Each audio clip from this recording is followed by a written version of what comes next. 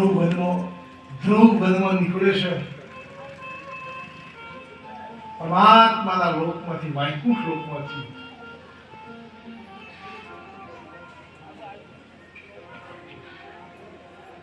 ભગવાને નારદજીને કીધું, નારદ 5 વર્ષનો ધ્રુવ જંગલમાં નીકળ્યો છે, તમે તેને સમજાવો. જંગલમાં નારદજી આવે છે. કીધું, બેટા આટલી નાનકડી ઉંમરે તારા દૂધિયા દાંત પડ્યા નથી, અને બેટા ક્યાં જાય છે? કે હું પરમ પિતાને ખોળવા જઉં છું. આટલી નાની ઉંમરનું તને મળશે? હા, મને વિશ્વાસ છે. તે પાછો ઓળી જાય. ધ્રુવજી નારદજીની વાત સ્વીકારતા નથી.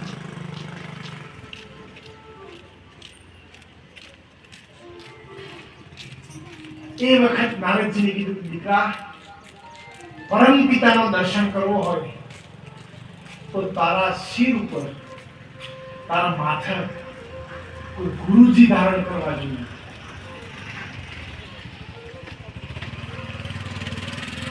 ધ્રુવને કીધું કે ગુરુ કરવા માટે કયો ચૂક્યો કે તું નગરમાં પાછો જા. ધ્રુવને કીધું કે દેવઋષિ, હું નગરમાં પાછો જાઉં, મારી વૃત્તિ બદલાઈ જાય તો? માણસનું મન છે, બદલાય તો?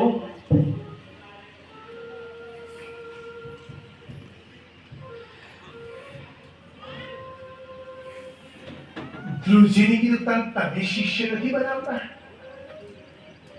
હું તો બનાવવા તૈયાર છું, પણ તું વાત કરું તું. સાચો શિષ્ય હોય ને એ ગુરુ ના ખોરવા પડે.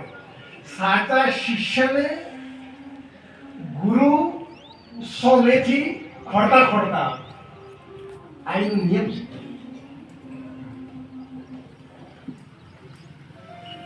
અને શિષ્યો ખોળે ગુરુ પણ ના હોય.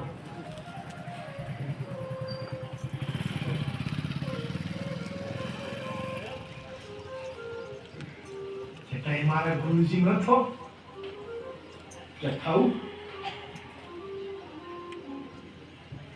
5 વર્ષના ધ્રુવને બેસાડ્યો.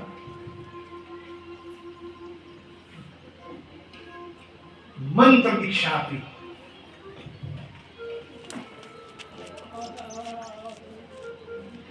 ભગવાનના નામમાં મંત્રમાં ભેદ છે.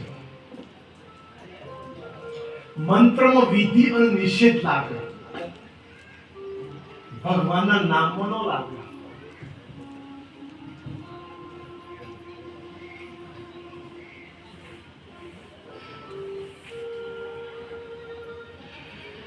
જેમાં વિધિ અને નિષેધ લાગે એ મંત્ર કે ગાયત્રી મંત્ર છે. તમે સ્નાન કર્યા વિના ના જપી શકો. ગાયત્રી મંત્ર છે. આપણા ઘરમાં સૂતક હોય, સૂતક દરમિયાન ગાયત્રીનો જપ ના કરી શકો. તમે મંત્રોની ધૂન ના બોલી શકો. શાસ્ત્ર ના કહે છે.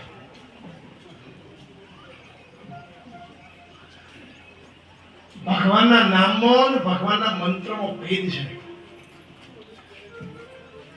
જેમાં ઓમકાર લાગે એ મંત્ર કહેવાય. નામમાં છે ઓમકાર ન લાગે.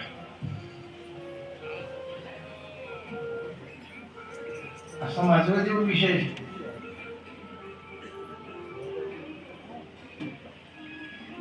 અને મંત્ર છે ને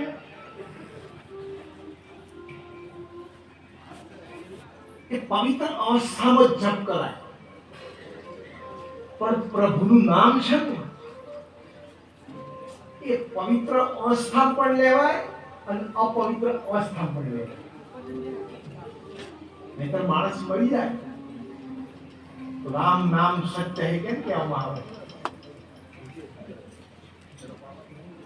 ભાગવતજીની અંદર એક વૈદિક મંત્ર આપ્યો છે, પુરાણોક્ત મંત્ર આપ્યો છે નારદજીને, ધ્રુવજીને. ઓમ નમો ભગવતે.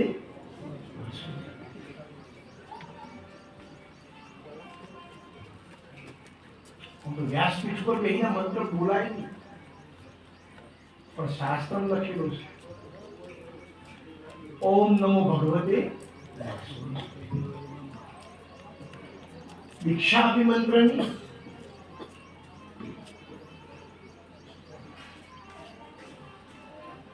પરમાત્માના ધ્યાનની વિધિ શીખવાડી, મંત્ર જાપની વિધિ શીખવાડી. પણ ધ્રુવજીએ ઓમ નમો ભગવતે વાસુદેવાય મંત્રનું એક પગે ઉભા રહી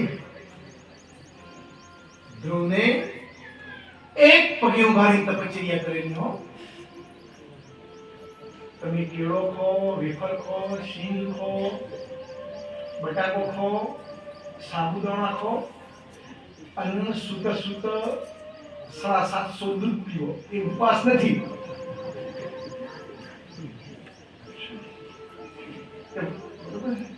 એ છે ને, હું આજે મારી એક વાત કબૂલી લીધું, મારું પાપ તો વહી જાય. મેં 2007માં તપશ્ચર્યા કરી, તો બેસીને નોમ પાડી તપશ્ચર્યા, અને પછી ઓઢો ખોદન લાગે ભગવાન બધો મંડળ આવતો 400-500 માણસ આવે. નોમ તપશ્ચર્યા, આસન દબનું ગર્ભનું બધું. પણ સફરજન ખૂબ આવે કે એટલે હું છે ને બેઠા બેઠા સફરજન જ ખાઉં અને પછી ભૂઈ જાઉં. અને પછી મેં પડદું મારેલું તો ભાઈ બાવજી તપનો હોય તો હજી કોઈ નહીં.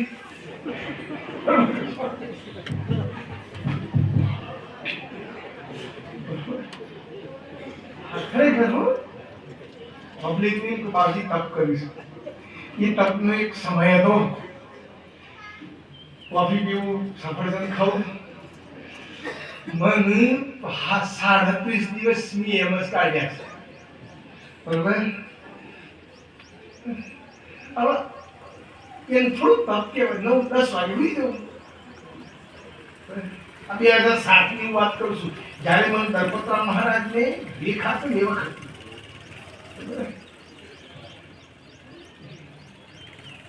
પરંતુ એક નામ તો તપશ્ચર્યાનું દેખ મળ્યો, પણ એક માળા કરતા કરતા મનમાં માળા કરતા કરતા મારી સુતા રિલીઝમાં થઈ. એક ગાડાનું રિલીઝ ગીરના હોય અને એક પ્લેનનું રિલીઝ ગીરના હોય. આમ સ્મરણ કરતા કરતા મને પેટની બીમારી છે કે મટતી નથી. આ શરીરની પેટની બીમારી છે, મટતી નથી. એટલે હું વિચાર કરું કે ભગવાન, મારું કયું પાપ કર્મ થયું હોય મને આ રોગ આવ્યો છે. કિશન સુરતા રિવેશમાં લઈ જતા હાથનું તપાઈ કે મારું નામ સફળતા થઈ ગયું.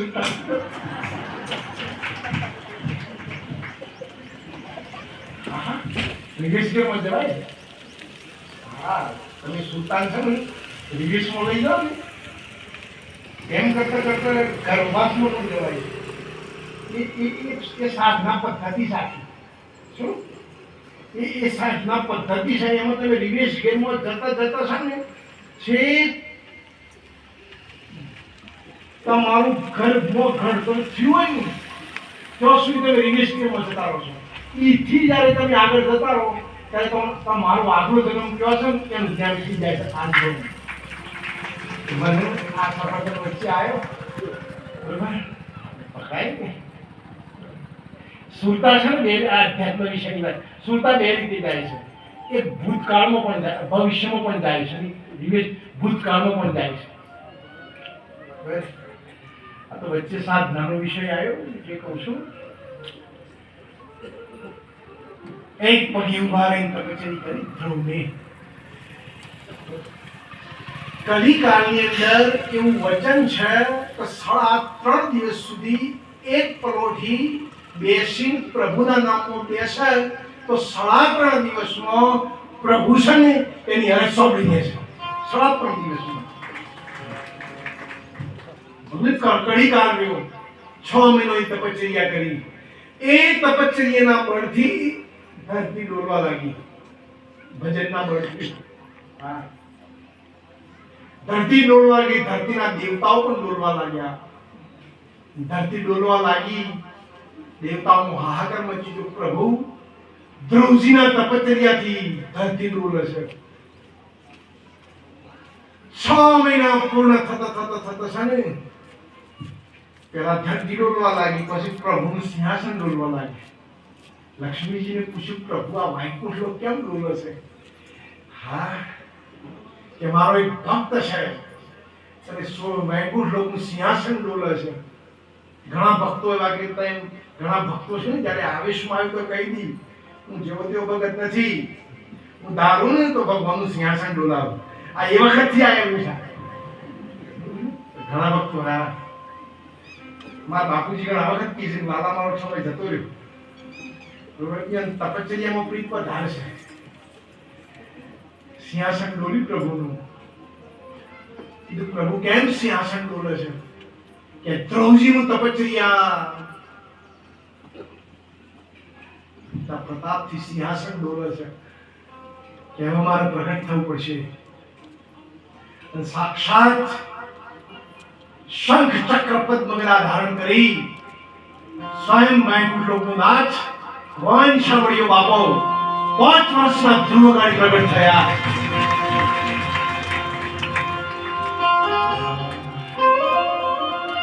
ધ્રુવજીને તપશ્ચર્યા કરી હતી સકામ ભાવથી, પણ હરિભજનના પ્રતાપથી ધ્રુવજીને ચક્રભુજ સ્વરૂપે અવિનાશી નારાયણ દેવ ભગવાન વિષ્ણુનું સાક્ષાત દર્શન થયું. દર્શન થવા સાથે ધ્રુવજી બાળક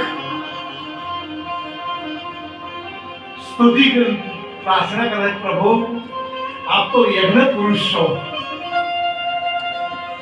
વેદ આપનાથી પ્રગટ થયેલા છે. આપ શાસ્ત્રો આપનો પુરાણ પુરુષ કી છે. આપ અંતર્યામી છો, હું બાળક છું. હું સકામ ભાવથી તમારી તપશ્ચર્યા કરી. પ્રભુ હું વેદ પુરાણ જાણતો નથી. ત્યારે ધ્રુવજીને ભગવાન વિષ્ણુએ ચતુર્ભુજ ધારણ કરેલા પ્રભુએ ધ્રુવજીને કચરી ઓગળી ધ્રુવજીની જીભ ઉપર અડાડી. જોર કચરી ઓગળી ધ્રુવજીના જીભ ઉપર અડાડી અને ધ્રુવજીની સુતેલી સરસ્વતી જાગી ગઈ. વાણીના 3 જીભના 3 દેવ છે. વાણીના દેવ સરસ્વતી છે.